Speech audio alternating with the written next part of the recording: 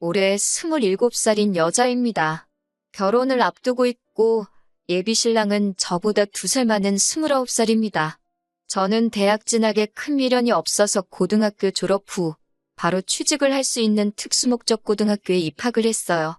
원래는 곧바로 취업을 할 계획이었는데 담임 선생님이 그럴 게 아니라 자기 친구가 교수로 있는 전문대가 있는데 거기에 한번 지원해보라고 권유하셔서 원서를 썼었네요.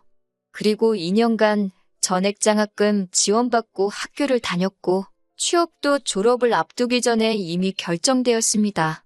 처음 잡힌 직장은 제가 원하던 곳과는 조금 거리가 먼 곳이었는데 2년 정도 일하면서 월급 착실하게 모으고 퇴근 후에는 학원 다니면서 공부를 더해서 관련 자격증 몇 개 정도 더 취득하면서 자기계발을 했습니다.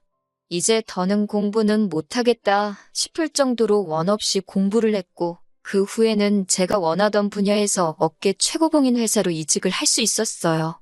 연봉도 훨씬 높아지고 제가 하고 싶던 일이다 보니 일하는 것도 재밌더라고요. 그곳에서 꾸준히 일하면서 지금 결혼을 준비하는 예비신랑도 만났어요. 예비신랑은 교과서적으로 살아온 사람입니다. 중학교 때부터 내신관리 철저히 해서 나름 명문인 고등학교를 나왔다 했고 거기 졸업하고 대학교도 서울에 있는 명문대를 나왔대요. 군대 다녀오고 졸업하고 저처럼 열심히 준비해서 이직을 한 게 아니고 졸업 후에 곧바로 좋은 회사에 취직도 했고요. 그리고 나서 각각 다니는 회사 사람들 통해서 저를 알게 되고 연애까지 시작하게 된 거죠. 예비신랑의 집은 그럭저럭 사는 편인 듯 싶었습니다. 예비신랑이 자기 어려서부터 과외를 몇 개나 했다고 하고 하고 싶은 공부는 다 해봤다고 합니다. 사업하시는 아버지의 공무원인 어머니, 그리고 아버지 차가 뭐다, 어디에 투자용으로 아파트도 있고 건물도 있다 자랑처럼 이야기하는데 저야 제 돈이 아니니 상관은 없었지만 그래도 정말 평범한 중산층인 저희 집과 비교했을 때 기가 죽는 건 사실이었어요. 아버지는 몇 년 전까지 회사 다니시다가 정년퇴임하셨고 어머니는 전업주부다 보니 두 분 수입이 없으셔서 지금은 저랑 저희 오빠가 보내주는 용돈 받으시며 생활하시거든요. 그렇다고 오빠와 제가 엄청나게 많이씩 드리는 건 아니고 워낙 노후 대비를 탄탄하게 해놓으셨기 때문에 걱정은 없으시지만 그래도 저희들 키워주신 보답으로 모자란 거 없게끔 저희가 효도를 하는 게 맞다고 생각하거든요. 아무튼 결혼 이야기가 나오고 나서 처음으로 예비씨 댁에 인사를 드리러 갔을 때입니다. 예비씨 어머니께서 엄청 따뜻하게 환대를 해주시며 저를 맞아주셨고 예비씨 아버지께서는 어디 회사 다닌다지? 하고 물어보시면서 저희 회사 전무님 이름을 대며 자기랑 잘 아는 사이라고 본인이 아직 저희 나이일 때는 사업을 한 게 아니고 저희랑 똑같은 월급쟁이였는데 그때 자기 밑에 있던 사람이라고 아주 핫발이었는데 전무까지 올라갔다고 그놈 출세했다 하시며 말문을 트셨어요. 한참 분위기 좋게 대화를 하고 있는데 저희 부모님은 뭐 하시냐는 질문을 하시더라고요. 그래서 아버지가 얼마 전까지 회사 다니시다가 은퇴하시고 지금은 집에 계신다 했는데 그 말을 들으시곤 아버지가 어떤 회사를 다니셨는지 물어보시더라고요.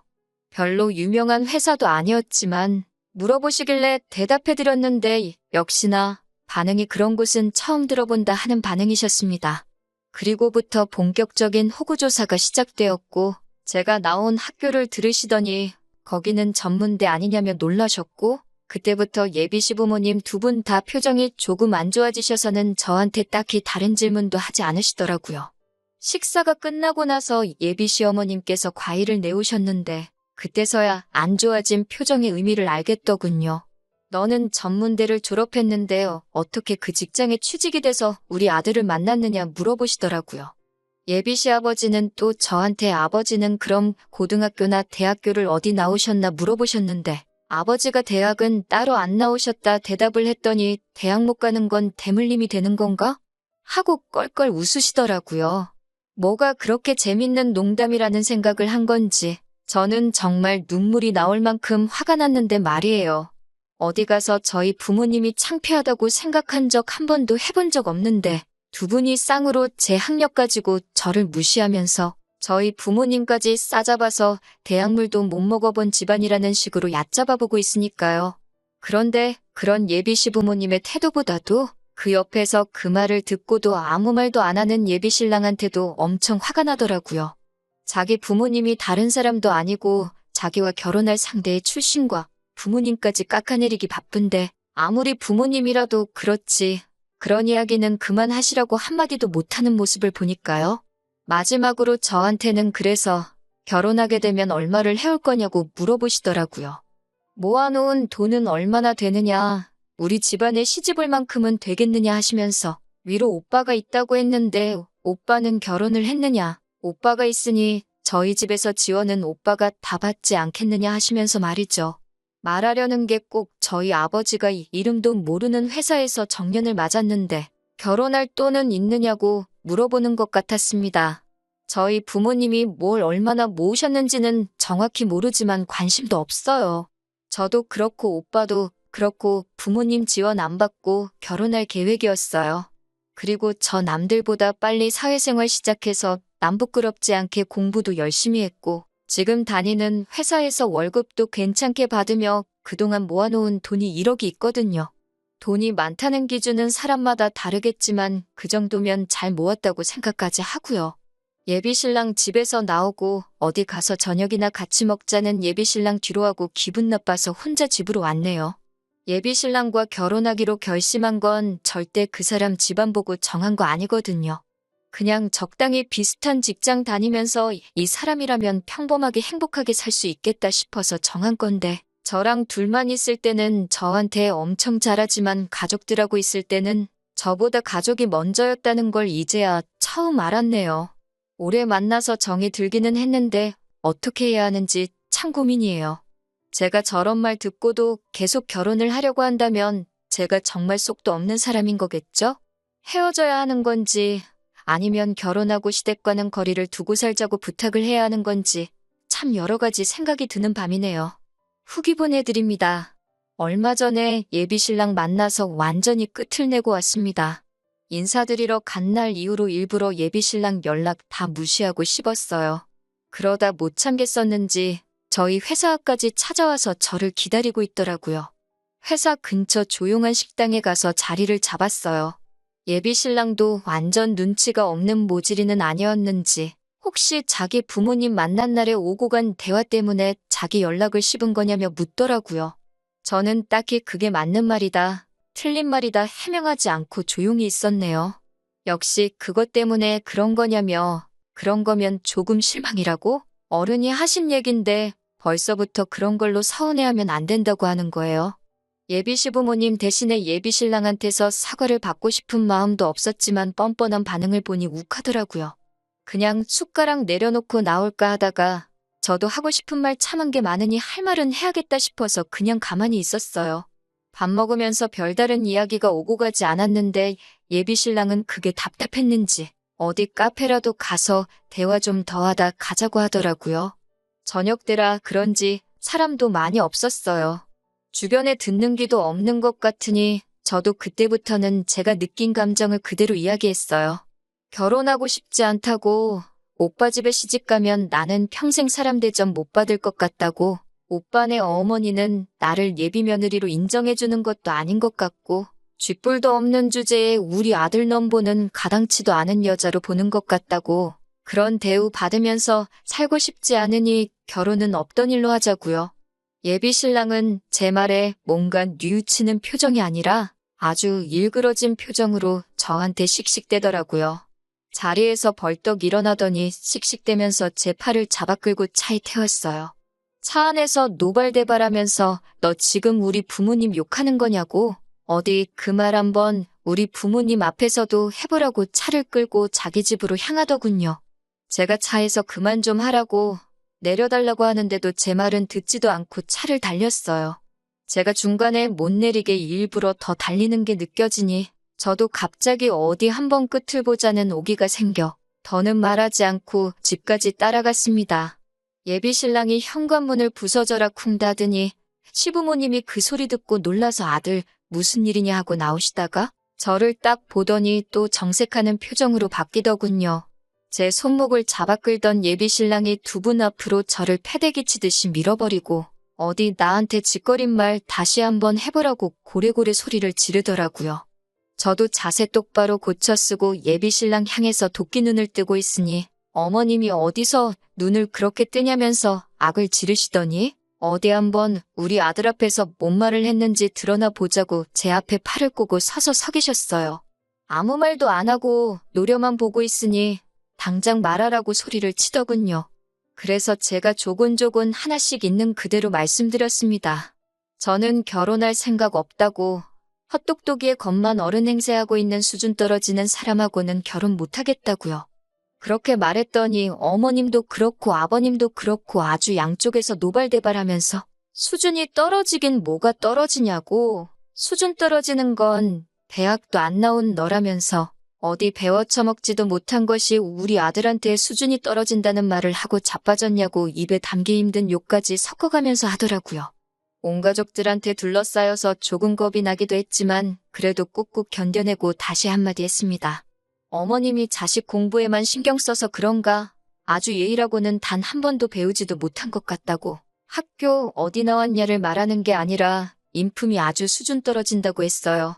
제대로 된 가정교육 잘 받았으면 아무리 자기 부모라도 결혼할 상대의 부모를 욕보이고 있을 땐 나서서 한마디 해야 하는 거 아니냐고.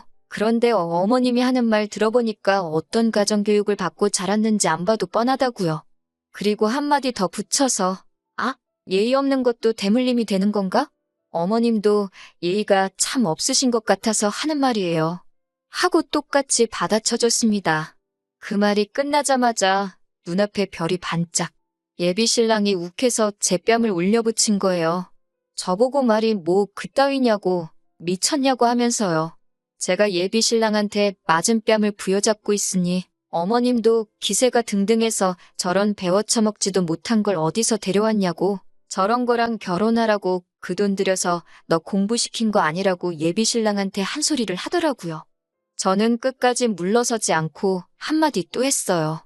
이거 보라고요.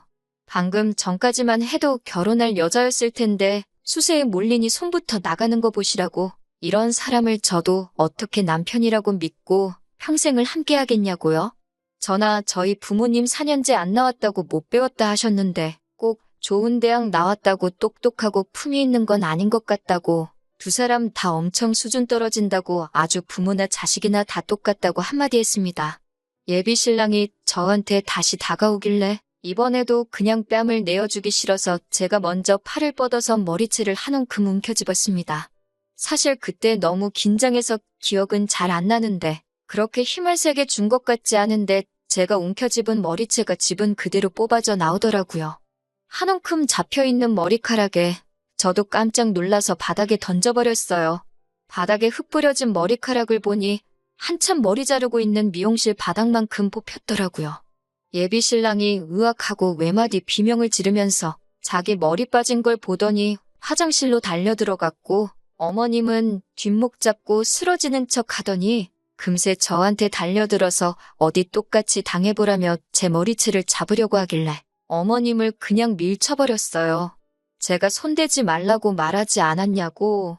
저는 똑같이 되갚아준 거니까 너무 화내지 말라 했어요. 그리고 저쪽에 있는 아버님을 향해서 예의를 못 배운 것만 대물림이 되는 줄 알았는데 대머리도 대물림이 되는가 보네요 말하고 앞으로 보는 일 없으면 좋겠다 하고 밖으로 나왔습니다.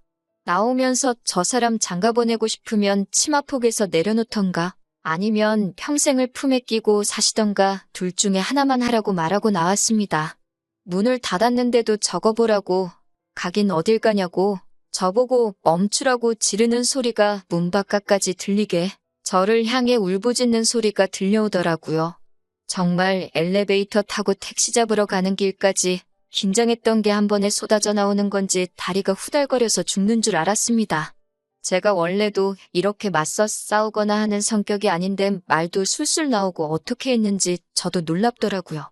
긴장이 풀리니까 지나갔던 일들이 하나둘씩 생각나면서 예비신랑이었던 그 자식 머리를 한 움큼 뽑아버린 생각을 하니까 아주 통쾌했어요.